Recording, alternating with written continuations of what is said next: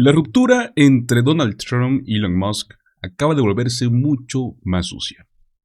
Ahora tiene consecuencias reales, mis amigos. Por primera vez Trump fue confrontado por reporteros sobre todo este tema, ¿no?, de Musk. Le preguntaron sobre el consumo de drogas, le preguntaron por las investigaciones de sus empresas y si Donald Trump estaría planteando quitarle todos los contratos con el gobierno a Elon Musk. Las respuestas a todas estas preguntas fueron tan absurdas como al igual reveladoras. Sean bienvenidos a Políticamente en Desacuerdo, señores.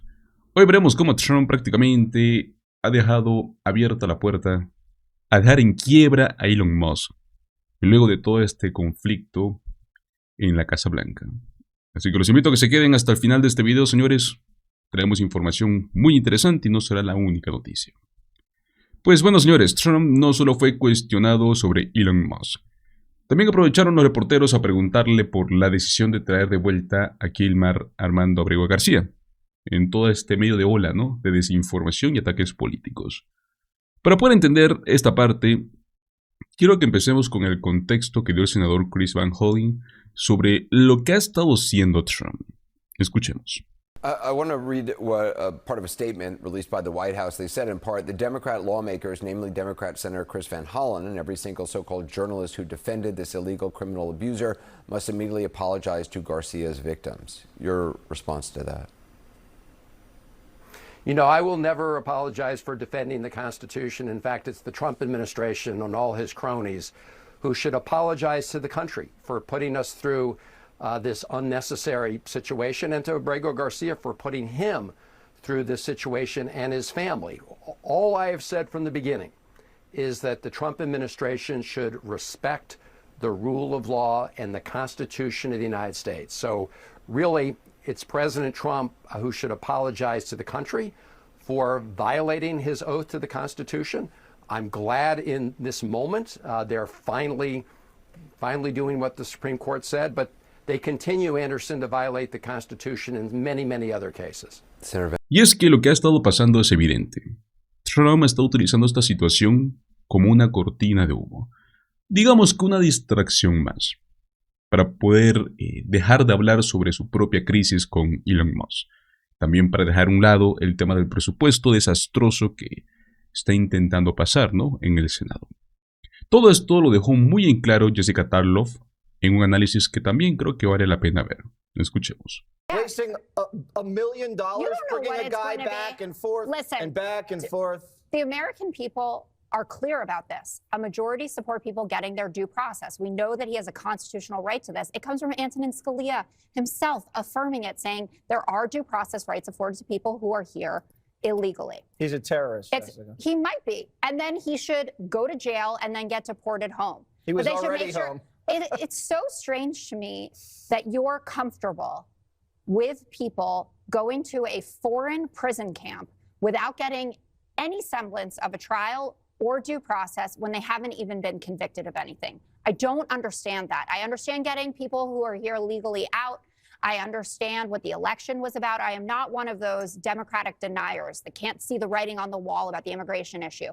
But how can you actually sit here in the comforts of our air-conditioned studio or in your big, nice house and be comfortable knowing that there are people not convicted of anything left to rot in a foreign prison? He has been convicted. He has not. Yes, he has. Hey, he's illegal. He's been arrested. And get this, he's not an American citizen. Por supuesto, cuando Trump se le preguntó directamente sobre estos temas, dio justo el tipo de respuesta que uno esperaría, ¿no? O peor. Esto fue lo que dijo sobre el tema de Quebrar y luego sobre Elon Musk y los contratos federales. Escuchen. Mr. President, did you speak with Bukele directly to facilitate the return of Abrego Garcia? I don't want to say that, but he's returned. Did you have any conversations with? He should have never had to be returned. I mean, you take a look at what's happened with him. You take a look at what they found in the grand jury and everywhere else. I thought Pam Bondi did a great job today. Was this your call to bring him back to the United States? I don't want to say that. Mr. President, you posted yes. And by the way, either way, it's a disaster. He's a whole disaster. Look at him with his antics. Not good. And for the Democrats who have backed him, this was not the man from Maryland, this wonderful father from Maryland. This is a pretty bad guy. Mr. President, you posted yesterday that a good way to save money could be to cancel some of Musk's contracts. How seriously are you considering that? Well, we'll take a look at everything. I look at everything. He's got a lot of money. He gets a lot of subsidy. So we'll take a look at that. Only if it's fair. Only if it's fair for him and for the country. I would certainly think about it, yeah, but it has to be fair. Mr. President, would you consider reopening investigations into his companies? There are a bunch of investigations. I didn't know that they had any, but they had them. I would just let them speak for themselves. I had no idea. Excuse me. I have no idea whether or not they had investigations. And what's your view on Elon Musk as of today? I mean, have you heard from him at all? As your Honestly, team? I've been so busy working on China, working on Russia, working on Iran, working on so many. I'm not thinking about Elon. On the China, I just wish him well. on the China talk, sir, there's a meeting coming up with Secretary Bessent and Secretary Ludnick. What do you hope to see? What do you hope to see from those talks in London, sir? Well, with we're China? very far advanced on the China deal. We wanted clarification. We had to have clarification. A little bumpy up here. We had to have clarification, and that's what we're really having the meeting about. We had a very good talk. I talked to President Xi for, I guess, more than 2 hours. We had a very good talk. It's a complicated deal, but it's a deal that's going to bring us a lot of money and a lot of everything else, and we get along very well with President Xi and with China. On Mr. Musk's contracts, do you feel like the U.S. can survive without them? Obviously, you contribute a lot when it comes to defense and space, and that relationship has been important for quite some time. The U.S. can survive without almost anybody. And do you except me? Did you have any concerns about his drug use when he was working for you? I don't want to comment on his drug use. I don't know. I don't know what his status is. I read an article in the New York Times. I thought it was, frankly, it sounded very unfair to me. You said earlier today that Mr. Musk had a problem. What did you mean by that? And did you misjudge him by bringing? I don't want to talk about problems. I think that I think the United States had problems, and if you look at the numbers today, the numbers were unbelievable. The numbers were incredible. The numbers that came up today, the stock market went way up. The country's doing really well. Almost, I think, in a very short period of time, you're going to be saying doing better than it's ever done before. We have hundreds of plants coming in, a lot of jobs are being created. That's what happened this morning. You saw the jobs, and the nice part, they're not government jobs. They're jobs of people coming in and doing other things, including the leisure, hotel and leisures. Good stuff. Cuando le preguntaron si planea quitarle todos los contratos gubernamentales a Elon, él respondió: estamos revisándolo todo. ¿Qué significa eso? ¿Que va a intentar quebrarlo? ¿Que lo va a castigar económicamente? ¿Que utilizará al gobierno como su arma personal, como lo ha hecho en repetidas ocasiones? Obviamente no está claro, ¿no? Pero el mensaje yo creo que sí queda claro. Trump está en modo venganza. Lo interesante es que en público intenta sonar diplomático, ¿no? No porque sea maduro, sino porque está dolido. Así de simple, amigos. Extraña a Elon Musk. Extraña tal vez la adulación, la influencia que Elon Musk le daba. Y eso, señores, lo hace actuar como alguien despechado. ¿Por qué? Recordemos, en estos momentos muchos republicanos están intentando volver a retomar una buena amistad con Elon Musk. Hay algo mucho más importante, y es que esta ruptura no es solo entre Trump y Musk. Eso es lo que tienen que entender. Es entre toda la maquinaria mediática MAGA. Y eso, señores, es un golpe durísimo para la ultraderecha digital.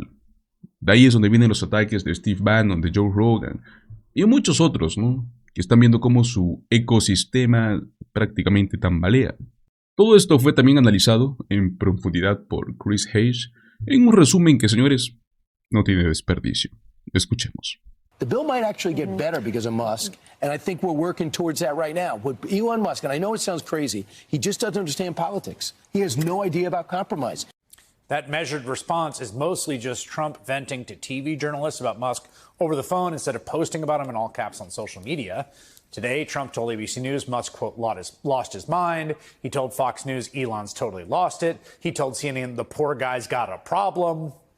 But lest you think Trump isn't acting restrained, he also told CBS News he's not focused on Musk. And despite Trump's apparent willingness to speak to any journalist with a cell phone, his own Vice President, J.D. Vance, is blaming those same journalists for reporting the things Trump tells him on the record. Quote, there are many lies the corporate media tells about President Trump. One of the most glaring is that he's impulsive or short-tempered. Anyone who has seen him operate under pressure knows that's ridiculous. Yeah, totally. Whatever you say, it's probably worth keeping in mind that when Trump did post about the feud on social media, when was it? Yesterday. It was to threaten to end billions of dollars in federal contracts the U.S. government has with Musk. So I guess he can now acknowledge that those contracts are wasteful and they were pork and cronyism and they only existed because Musk was his buddy, or they're not and he's going to get rid of them purely out of vengeance. That's restraint, right? Despite Trump's so-called measured response, his feud is still causing problems across MAGA world. This is really amazing. Check this out. It has gotten so bad that the FBI Director Kash Patel, who of course had a big interview with Joe Rogan, had his interview interrupted with the breaking news. This is going to come up because it's been going on since we've been recording here. Elon and Trump seem to be in a bit of a spat. Joe, you want to check the tweet that Elon just put out a little bit ago? Time to drop the really big bomb. Donald Trump is in the Epstein files. That's the real reason they have not been made public. Have a nice day. Jesus Christ. I'm not participating in any of that conversation. What is Elon? Have a nice day, DJT. Someone should take his phone away. Does he know that Donald Trump is in the Epstein files? Or does he have access to the Epstein files? I don't know how he would, but I'm just staying out of the Trump-Elon thing. Oh, the FBI director is staying out of the Trump-Elon thing? He's staying out of an accusation that Donald Trump is in a secret file linking him to Jeffrey Epstein that the FBI is possession of? On the other hand, when Joe Rogan, of all people, thinks you've got off the deep end and someone should take away your phone, it's probably time to log off for a little while. But Musk's prolonged crash out is still going on. He's been something on a tear. He's been tweeting slurs at Trump's informal advisor, Steve Bannon, who's been a very vocal Musk critic, who wants the world's richest man deported. I do believe, I strongly believe that he's here illegally, that he lied on all his applications and visas, and that if that's the case, he has to be deported immediately. You cannot deport 13 million people, particularly many people from the third world, and let some billionaire get away with that. So I'm very strongly for that he should be deported if it turns out that he did these things inappropriately, which I strongly believe we'll find out, but that is for people to actually investigate. I'm pretty sure Elon Musk would reject that characterization of his immigration status, but all things considered, I think Congresswoman Alexandria Ocasio-Cortez might have summed it up best. Any quick reaction on what's going on with Elon Musk and President Trump on Twitter right now? Oh, man, the girls are fighting, aren't they? I would say that this was something that was a long time coming. Y como dijo Alexandria Ocasio-Cortez, y con toda razón. The girls are fighting. Pero bueno, habría que corregir algo, ¿no? No son las chicas que se pelean. Son dos hombres adultos, millonarios y narcisistas, que al parecer son incapaces de manejar sus emociones. Tal vez, solo tal vez, esto nos lleva a preguntarnos algo serio. ¿Son emocionalmente estables los líderes conservadores como para realmente gobernar? Porque si no pueden ni gestionar su ego, ¿cómo se supone que van a liderar un país? Lo que está ocurriendo entre Trump y Elon Musk no solo es un drama personal, es el reflejo de lo roto que está la derecha estadounidense. Así de simple, amigos. Lo lejos que están estos líderes de cualquier noción de responsabilidad, coherencia o empatía. Pero bueno, aún hay tiempo, ¿no? Hay elecciones en Nueva Jersey, en Virginia, y creo que los demócratas pueden seguir resistiendo y empujando con fuerza hasta que lleguen las elecciones intermedias. Ahora, señores, pasemos a otro tema, y es que en esta ocasión es algo muy interesante y es muy importante poder comprender esto.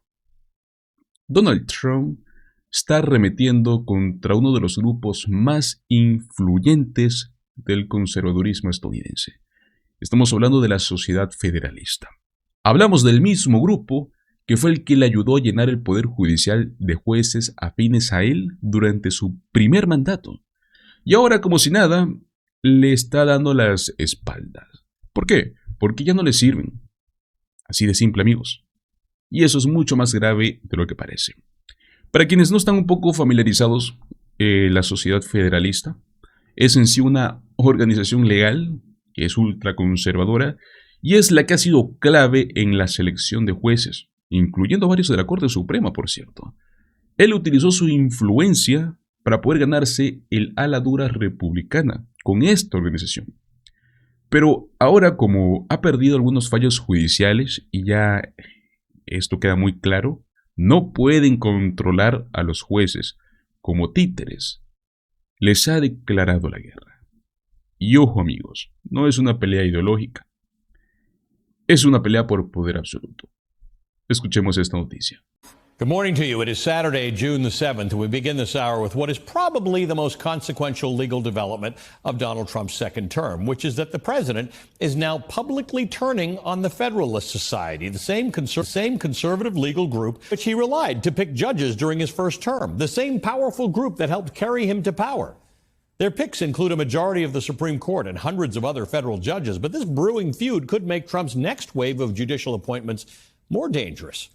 From the start, this was a marriage of convenience. Trump leveraged the Federalist Society's credibility to win Republican votes. The fallout spilled into public view this week after Trump lost his tariff case before the U.S. Court of International Trade. Although a federal circuit stayed the ruling the very next day, Trump was still fuming, and on Thursday he lashed out on Truth Social, quote, "I was new to Washington, and it was suggested that I use the Federalist Society as a recommending source on judges. I did so openly and freely, but then realized that they were under the thumb of a real sleazebag named Leonard Leo, a bad person who, in his own way, probably hates America and obviously has his own separate ambitions," end quote. Now, Trump owes much of his impact on the federal bench, including on the Supreme Court majority, to the longtime Federalist leader, this man, Leonard Leo. So yes, Trump's insults are out there, but even when a broken clock is right twice a day, the Federalist Society does have its own ambitions. Their loyalty tends to be to conservative legal doctrine, not necessarily to Trump. And on occasion, Federalist Society-affiliated judges have stood up to Donald Trump. Case in point, when Trump tried to overturn the 2020 election, many of his hand-picked Federalist Society-vetted judges refused to rubber stamp that effort. One Trump appointee even opened his opinion with a sharp rebuke, quote, "Free, fair elections are the lifeblood of our democracy," end quote. Since then, Trump's resentment toward the conservative legal establishment has grown, and the feeling appears mutual.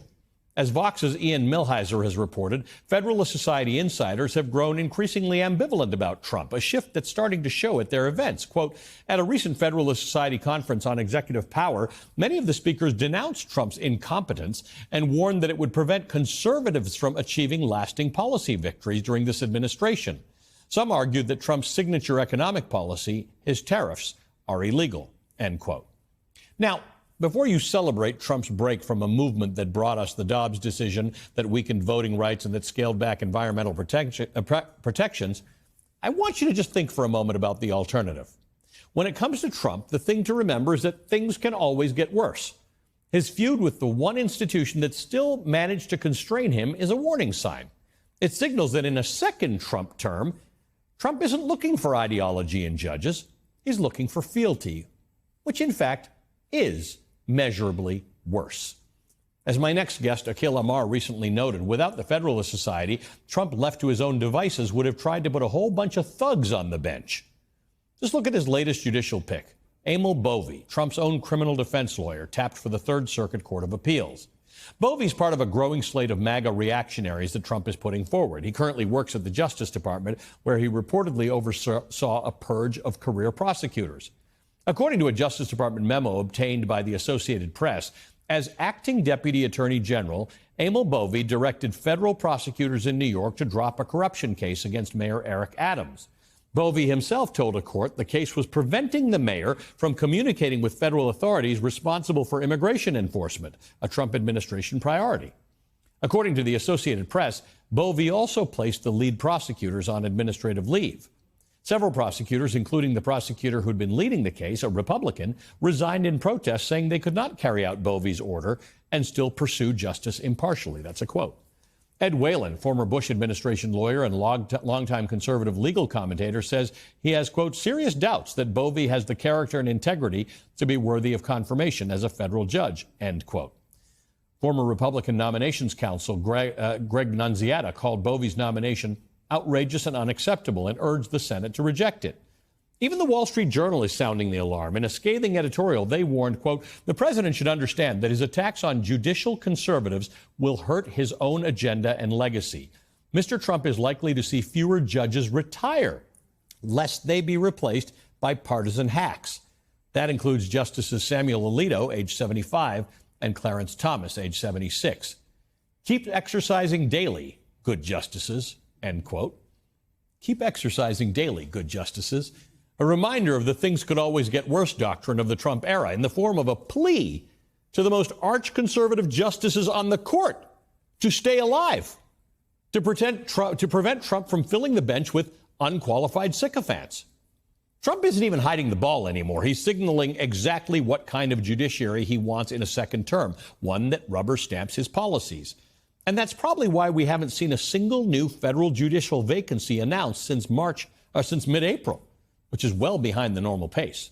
In fact, Ed Whalen noted on X that one very conservative appellate judge told him as much, that they're staying on the bench because of concerns over who would be picked as a successor.